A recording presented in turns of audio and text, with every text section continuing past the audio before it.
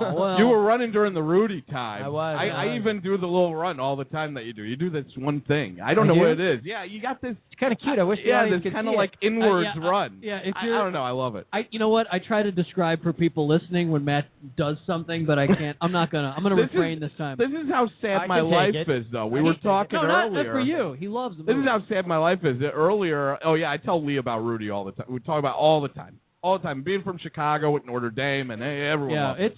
But Saturday, they were both out of the house, and this is something that is really creepy about me, I guess. But I'll just turn off the lights and put on Rudy, and I'll just cry like a baby. Yeah. I love it. Well, you make it sound creepy, but everybody watches the movie with the lights. Well, that's good. Yeah, Not by themselves in their apartment. Yeah. Real loudly with the windows open. Right. So they hear you sobbing? Yeah, the Jerry Goldsmith scores mixed with my sobbing, and people are swimming in the pool. I love that you were saying this earlier before Sean was here. I'm like, well, there's no way he's going to tell this to Sean. Oh, yeah. I don't understand why people are bashful. Like football players, big, hulking football players will come up to you and be like, yo, can I talk to you, dude? You're like, I'm not. Yeah, sure. Like, come here. And like, you're thinking, uh-oh, I think I'm about to get kidnapped at best. And you say, dude, I cried in that movie. You're like, all right, good. They got to pull you aside. And, make it a quiet thing. Like this idea that you should be. No. I don't think it's like, it's not some macho all right, thing. what's the last thing you cried at? Honest? Now, come on. No. Descendants. It was Descendants for me. Yeah, I was tearing up a little bit at the end. First movie I cried during was Hook. When the little black kid crosses the line, and he's like, "I'm with you, Peter." And I was bawling. Another year, a couple There years was other ago. stuff going on for you at that point, though. The Notebook was the last thing that I lost it, and that's really Get out of here. And I'm not. That I'm Notebook. saying on the show, I'm not macho. You know what movie I cried during? That's the thing. So why is he? So it's not. There's two Well, I have Sean to give him movies I shit about cried it because during. it's funny. This one's really bad, though. I'm going to get made fun of for this Okay. one. First time I saw Click. You cried? Yep. Yeah, of course you did. That's Yep. a good. I cried at the end of that movie. Yep. First time I saw it. Yeah, of course. Yep. It's a story about how if you don't pay attention I to love what's happening, Click. you'll end up at the end of your life with I love having Click. missed out on. Yeah, of course. You're great in that. I love Thanks, it. man. It's a great movie, man. I mean, some of Adam's shenanigans are, you wouldn't want to. You got to love doing comedies like that, though, right? I love them. Yeah, yeah. And you got a great role in that, too.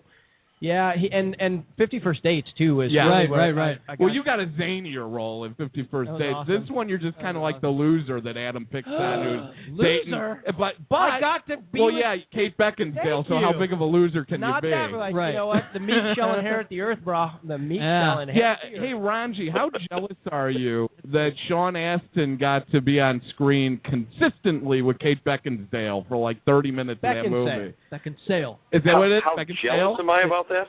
Yeah, Ridiculous. aren't you jealous? Ridiculously jealous. Well, you know what? I don't know if jealousy is the right word. I'm just happy for him. See, unlike you, Matt, I'm happy for people when they do well.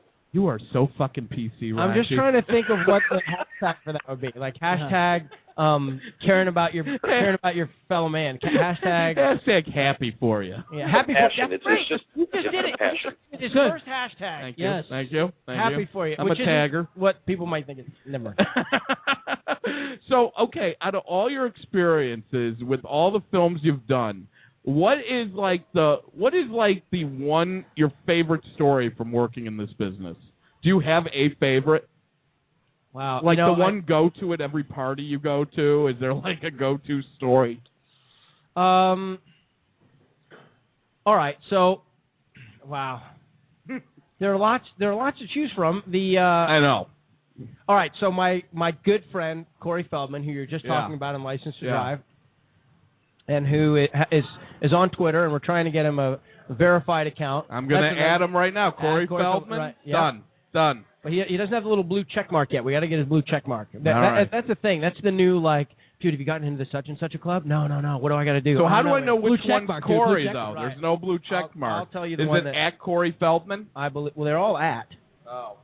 Yeah. I'm going to predict right now this one thing. Once Matthew really gets going on Twitter, I'm going to predict that there are going to be at least.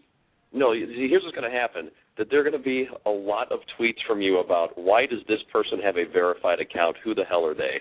I know we're going to hear that from you. Oh man. That's very plausible. That's very plausible. So wait, are you right there? Yeah, I'm adding Corey Feldman right now. As soon as you give me his name, I'm working on following here. This one, I'm going to show you. It's at Corey _Feldman. Okay, so it is Corey_Feldman. I believe so. 18,000 followers. That's good. That's decent for a starter and if with you no guys, blue thing. If you guys might permit maybe a little indulgence on my part, I might send you a text message on the ancient Nokia, the bare oh my bones gosh, look model. at that. I know. Look how many times I dropped it when I was drunk. Wow. Well, it's got a kind of, wow. Yeah, it's eroded. It's been through a lot. That's a cricket phone, right? Well, no, it's old Nokia T-Mobile phone. Oh, okay. Well, close enough. All right. See, we're all just like T-Mobile durability. So the story. Yes. Corey Feldman. So Corey Feldman, who's my friend. Who I just added. I just reached out to him because I want to get all the Goonies who tweet to tweet about Run Third. Okay. I should get all the Hobbits too, and all the. But anyhow. So the story is that when I was 16, I got a job working in the Man Bruin Theater in Westwood. And the only reason I'm thinking of this story right now is because you just said Corey's name, and I just reached out to him yesterday. My go-to story is probably this. I don't tell the story a lot, but it's a good one. Okay, so I got a job working in the movie theater, and tearing tickets at the door and cleaning the butter maker and doing all the things you do. Yeah. Well, like the second night that I was working, it was a Friday night, and it was a premiere of The Lost Boys. Oh, wow. That's a Feldman classic. Right? A Feldman classic, right? So, Kiefer Sutherland and all those good dudes. So, Frog. He plays Frog, right? Yeah. Froggy. Yep. Yeah. So, I'm there standing next to Mr. Francis, and anybody who knows Westwood Village or knows the Man kind of complex, he was a legend. I think he's since passed away. He was about 137 when I worked there. And he and I were standing next to each other. Now, picture the image. I've got my gray movie theater slacks on and the dark blue polyester jacket, and that if you get like butter on it, it disappears. Yeah. And then at the end of the night, you kind of squeegee it out there, right? So and my name tag, and I decided because I was I had been in movies, I put my middle name Patrick as my name tag. Yeah. And so I was there, and Corey comes in with an entourage of gorgeous women and others.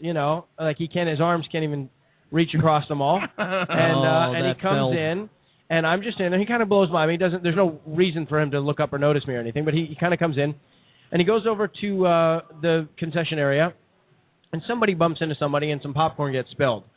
And Mr. Francis looks at me, and he says, "Sean," and he points over and indicates that I'm to go sweep up the popcorn. Yeah. So I get my little dustbin, thing that's got a stand on it, and the other thing, and I walk over there, and it is right, and I've been told to do it. So I go right there, and it's in front of Corey's feet, and I'm sweeping. I say, "Excuse me," and he right, and he looks up at me, and all of a sudden, and he has sunglasses on. It's 8:00 at night, and he goes, "Sean?" And I go, "Yeah, Corey, congratulations, man." He goes, "Sean," and he pulls his sunglasses down under his eyes on his brow, and he goes, "What happened?" That's great. That is great. I don't know what's funnier about that: the fact that he asked you what happened, or the fact that he wears his sunglasses at night so he can keep track of the visions in his dreams. Now do you want to take some questions? Yeah. All right. We got a call. I rarely take callers, but I'm going to take one since Ranji's on too. You're stepping into my territory. All right, here we go. All right, who's calling in? The Matthew Aaron Show. If you have any social media technology questions you'd like forwarded to Sean, please. No. Yes. Hello. Hello? Hello. Hi, can you hear me? Yes, you're on the Matthew Aaron Show. This is Matthew. How are you? Hi, my name is Sarah. Hi, Sean. Hi, everybody. How you guys doing? Hi, Shara. Good. Did you say Sarah? Yeah, my name is Sarah. And, I was just listening to you guys talking about the films that Sean was in, the comedies, and I absolutely did not realize, Sean, that you were in 51st Dates. I did not know that was you. I cannot believe that. Yep. How did you actually, my question was, how did you prepare for that role then? Because he's supposed to be, buff and stuff, and you also had a great list with that. I had actually, I'd been really fat for Lord of the Rings, and then not really fat. I mean, you were okay. I was almost 200 pounds, man.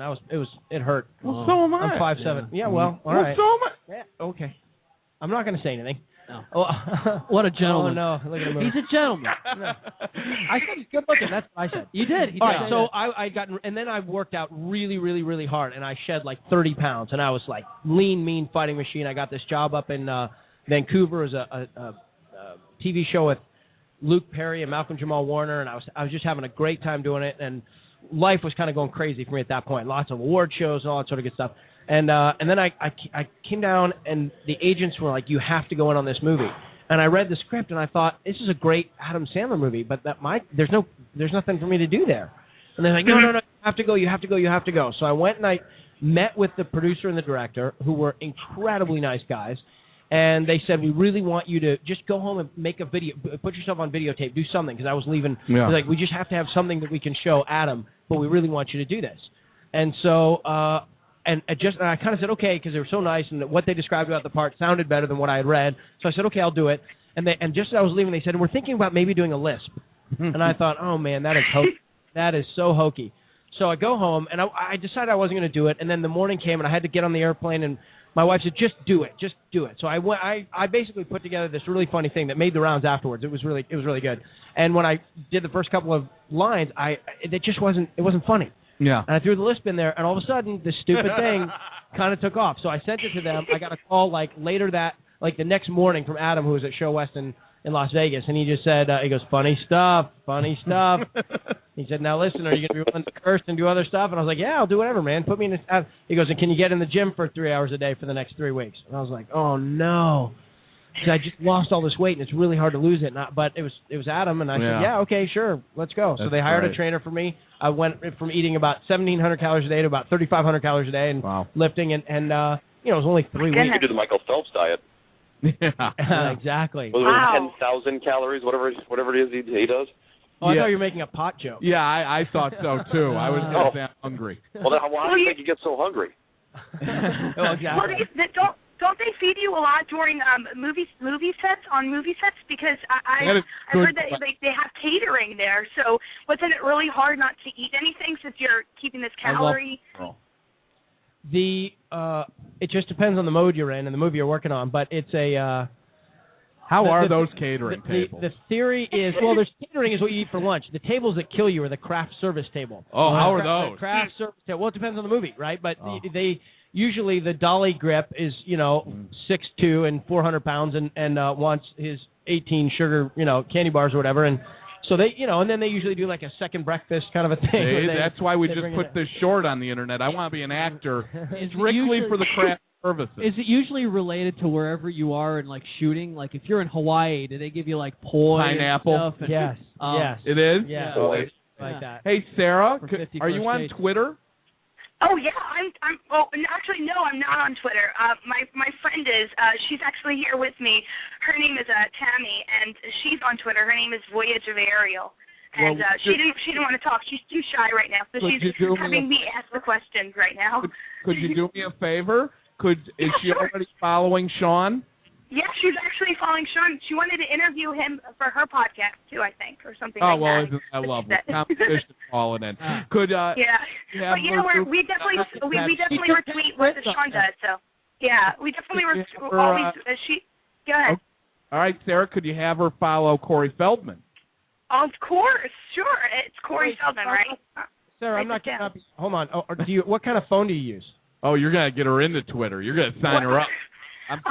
What kind of phone I use? I think I use it's like an Android. I think. I think it is. Yeah, it is it's an Android.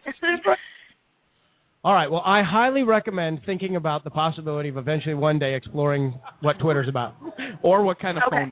Yes. Well, I was listening to your conversation. It sounds so appealing. So I have to do that, and I have to run a marathon too. I hear you do the Disney marathons too, right? I did the Disney Tinkerbell half marathon that was primarily focused on women, and there were 11,000 women. These are good odds for you, bro. Yeah, 11,000 women, this. 900 guys. Wow. Oh, okay. Oh my. I'm going to start running. And they're all really fit. Oh yeah, they're running. Have you done, Sean, the Chicago Marathon? No, but I'm ready to. Oh man. Chicago Marathon. That's a big deal. I can't hack a marathon though. No, you can't hack the stairs to our apartment. I know I can't. Yeah, I have. Well, I have asthma and I can't. Yeah. I try to exercise. I don't always do it regularly. The Chicago one, isn't that coming up, Chris? Yeah. It's in October. I think it is every year, pretty much. I guess that is coming up. Yeah. When you're our age, Well, Sean, you might want to get on that one. I will. At some point, I'm going to do Chicago. Absolutely.